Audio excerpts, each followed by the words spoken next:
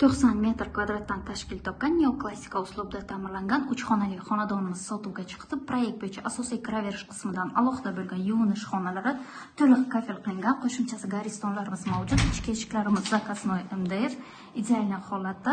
Manzilimiz Buxoro shahar Saxirniy bolnitsa yo'li yoqasi 1-liniya 8 qavatli elitniy lifli domning 7-qavatda joylashgan. Proyekt bo'yicha kattalar yotoqxonasi, devorlarimiz mo'ysha bo'ylarda ishlov berilgan, turistik radiatorlarimiz o'rnatilgan, derazalarimiz 2 qavatli akfa plastronlardan, oyoqdagi to'liq laminatsiya holatda.